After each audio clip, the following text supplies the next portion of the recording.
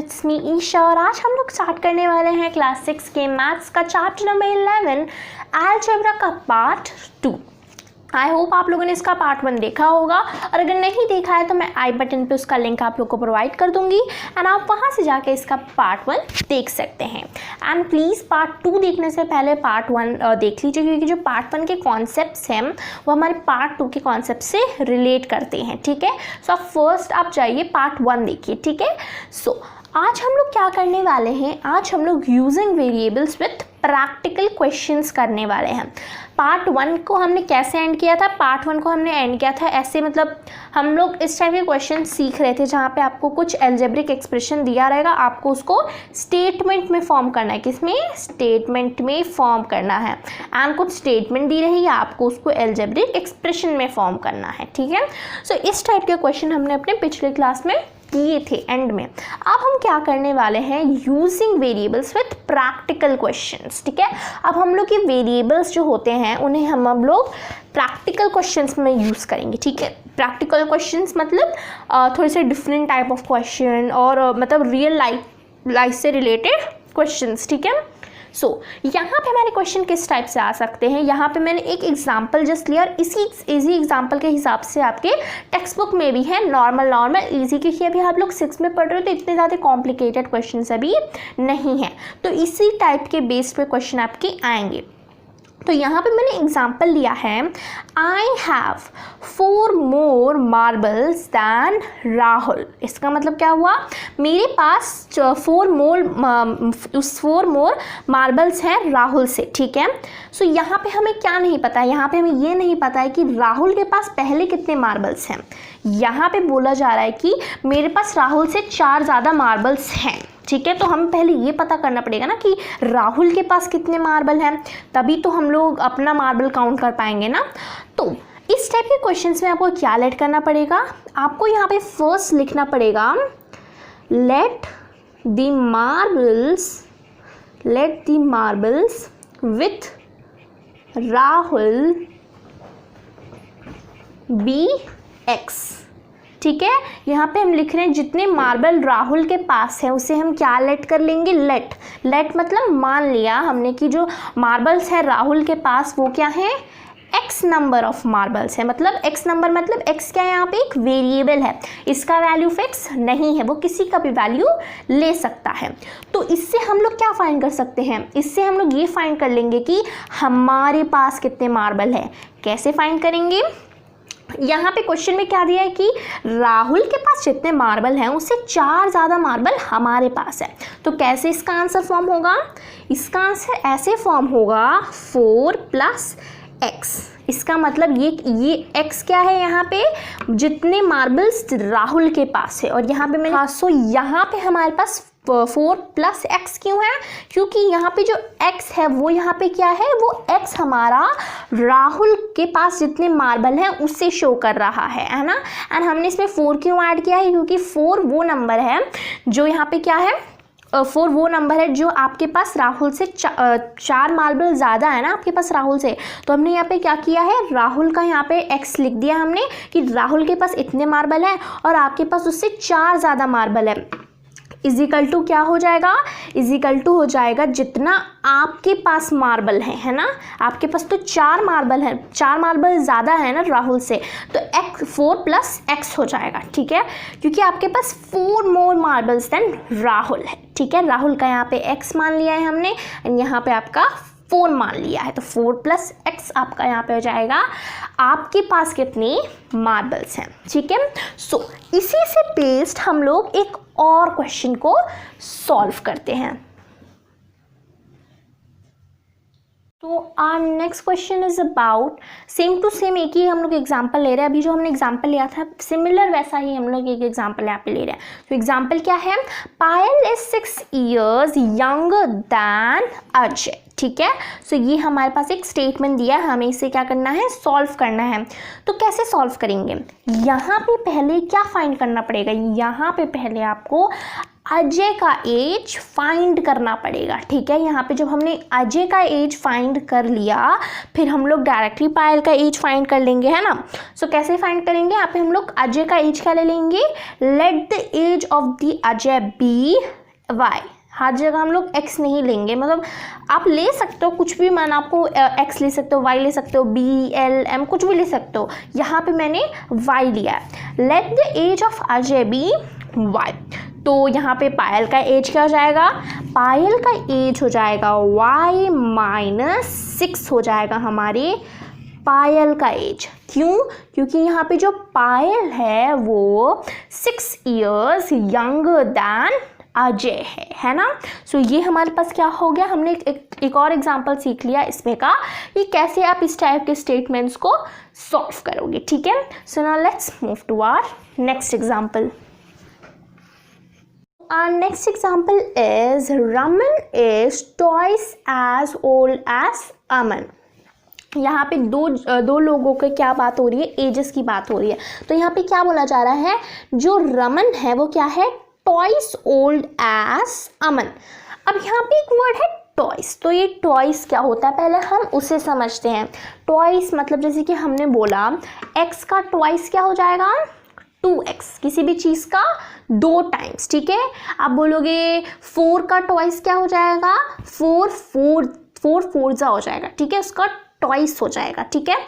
अब यहाँ पे हमारे पास एक और चीज़ आती है थ्राइस। तो थ्राइस क्या होता है, थ्राइस मतलब जैसे हमने बोल दिया x का थ्राइस, तो व्हाट इज दैट, 3x, है ना।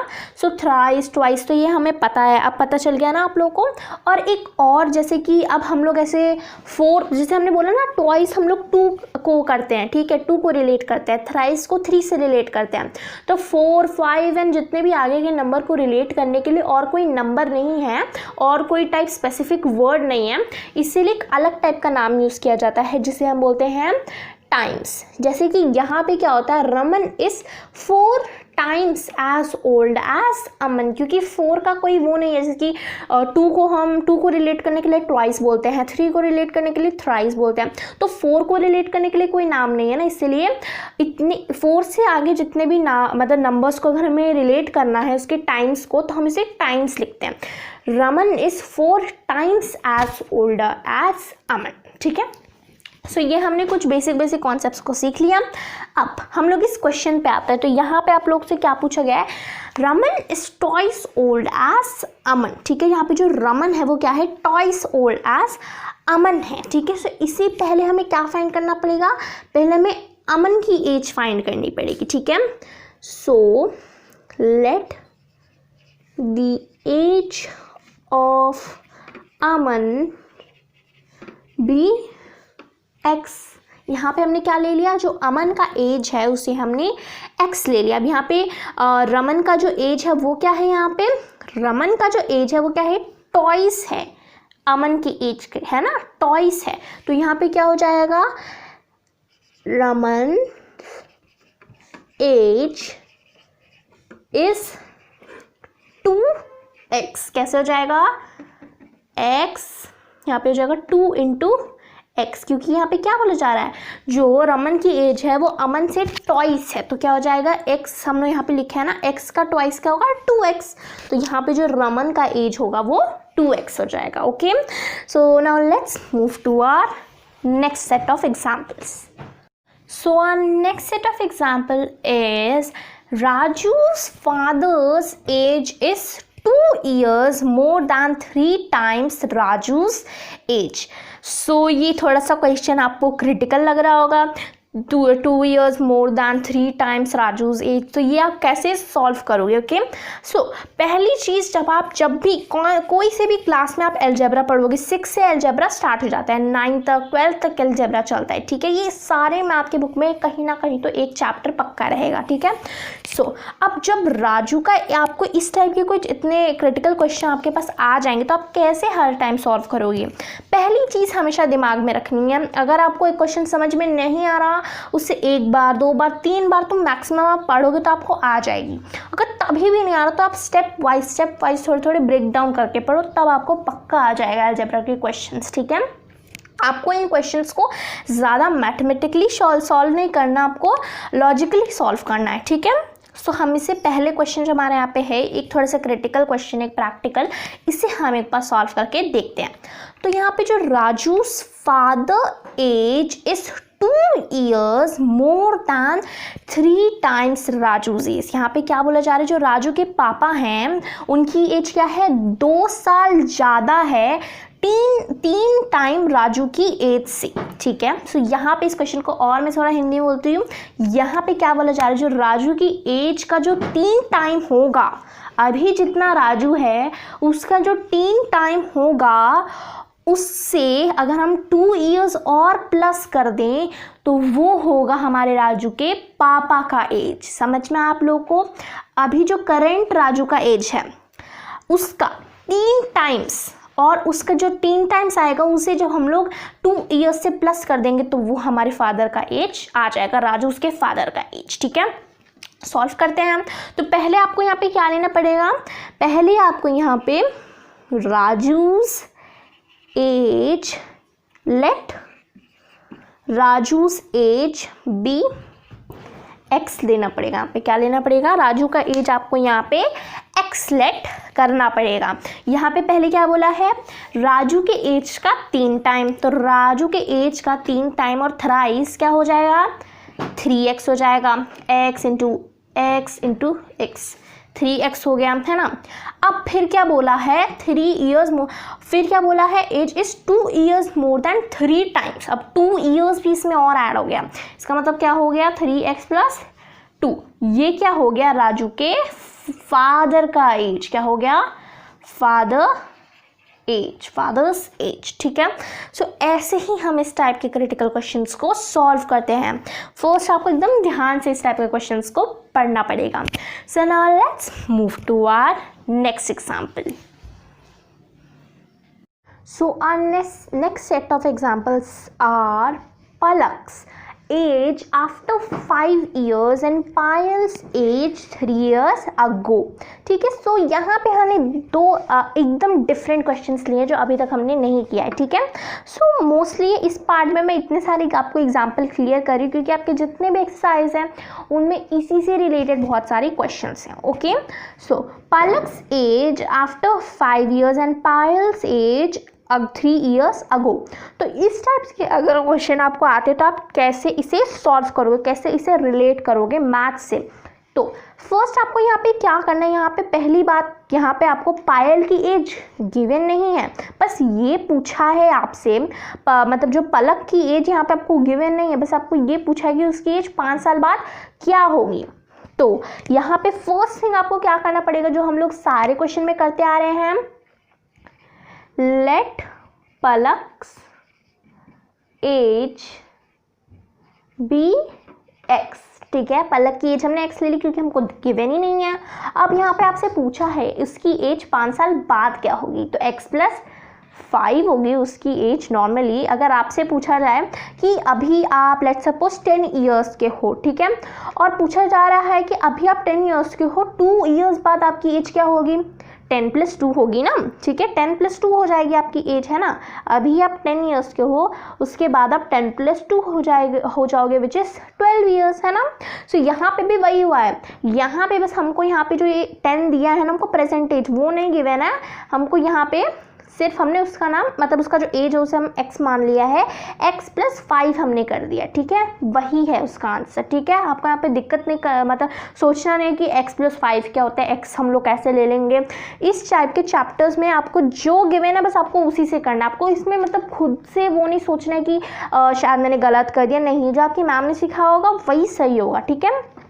नेक्स्ट यहाँ पे क्या है, Payal's age 3 years ago।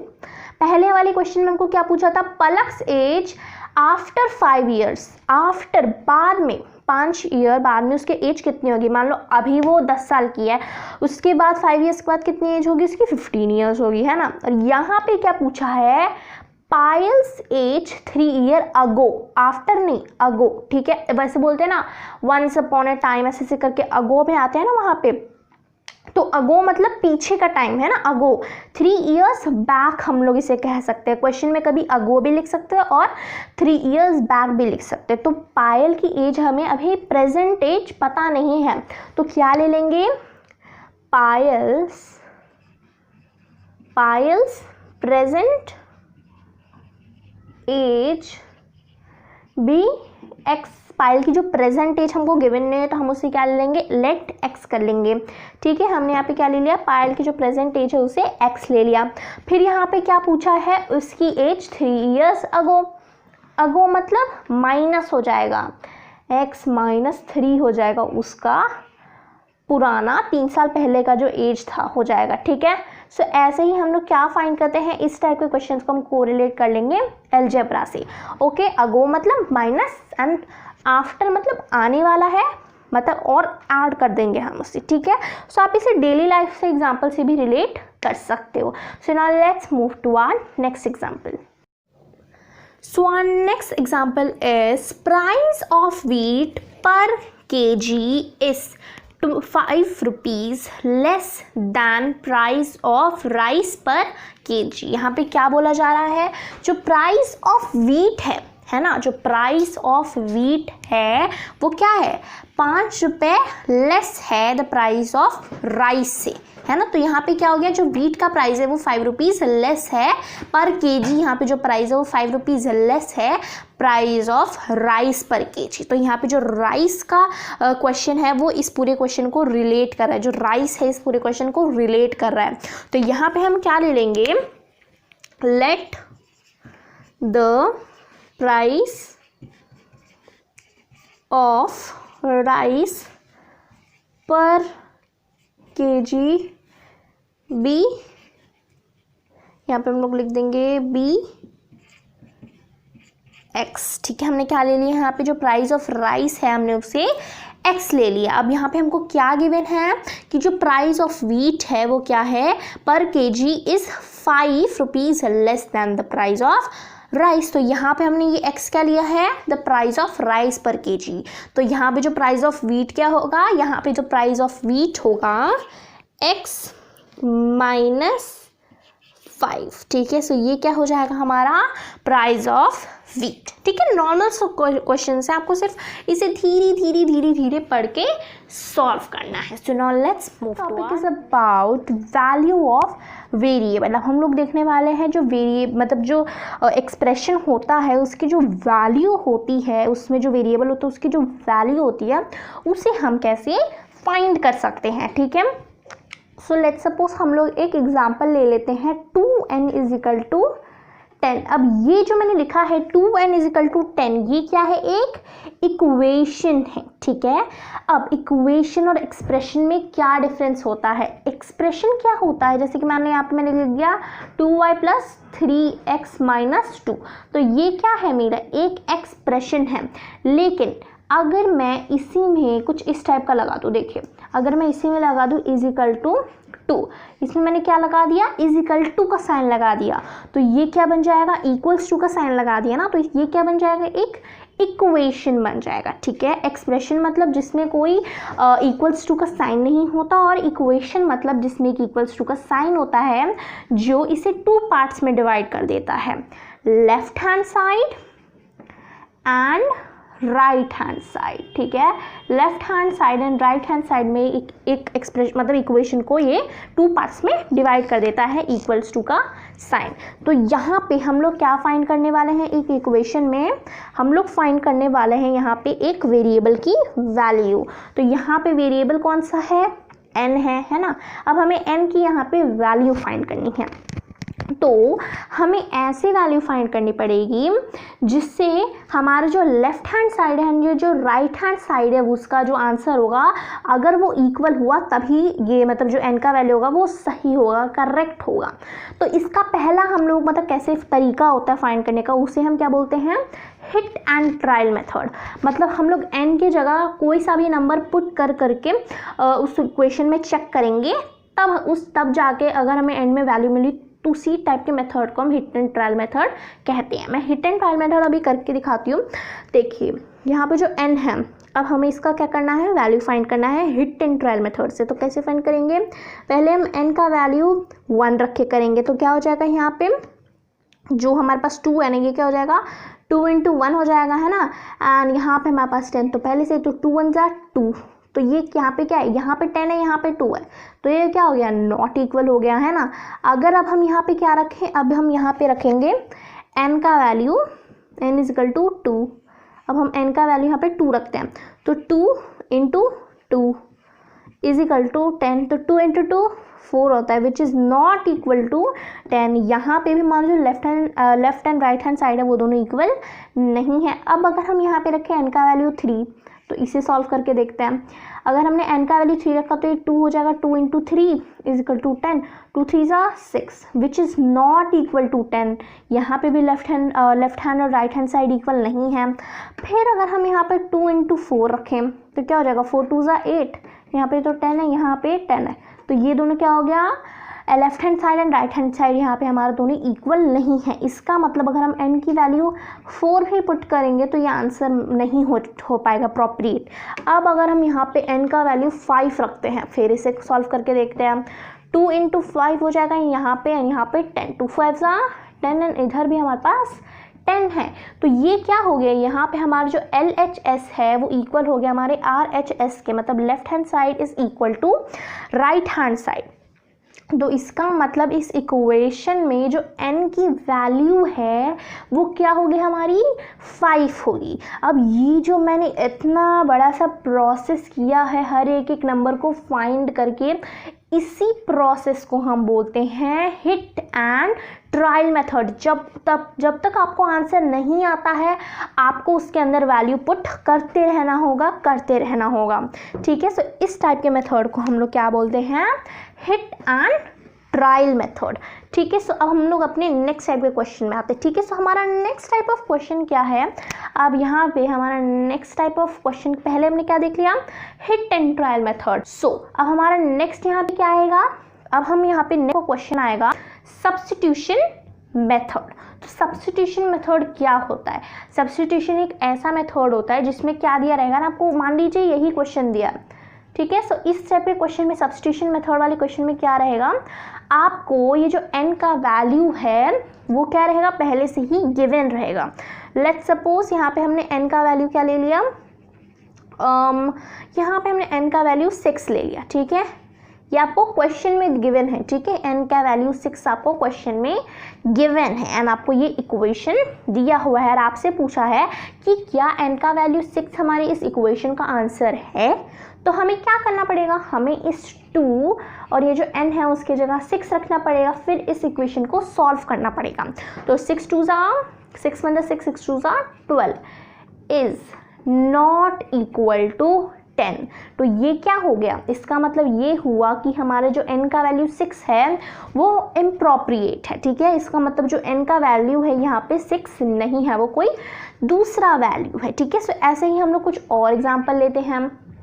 2x ले लिया हमने, यहाँ पे हमने 15 ले लिया एंड आपको क्वेश्चन में गिवन है कि यहाँ पे जो हमारा x का वैल्यू है, x का वैल्यू हमारे पास यहाँ पे क्या है 6, यहाँ पे भी हम लोग 6 ले लेते हैं, ठीक है। x का वैल्यू क्वेश्चन में ये पूरा आपका क्वेश्चन गिवन है, ठीक है। 2x = 15 एंड यहाँ पे जो x का वैल्यू आपको सब्स्टिट्यूट करके रखना है वो 6 है। तो आप यहाँ पे चेक करोगे कि अगर हम x के वैल्यू में 6 रखेंगे तो क्या हमारा आंसर, मतलब जो left hand side and right hand side equal होगा, तो वो हम चेक करते हैं। तो 6 × 2 = क्या होता है हमारा 12 एंड यहाँ पे जो 15 है वो तो दूसरा है, 15 एंड 12 एक दूसरे से मिलते नहीं है। तो ये क्या हो गया, हमारा जो लेफ्ट हैंड साइड एंड जो राइट हैंड साइड है वो इक्वल नहीं है, ठीक है। सो ऐसे ही हम लोग इस टाइप के जितने भी क्वेश्चन होते हैं उन सबको सॉल्व करते हैं।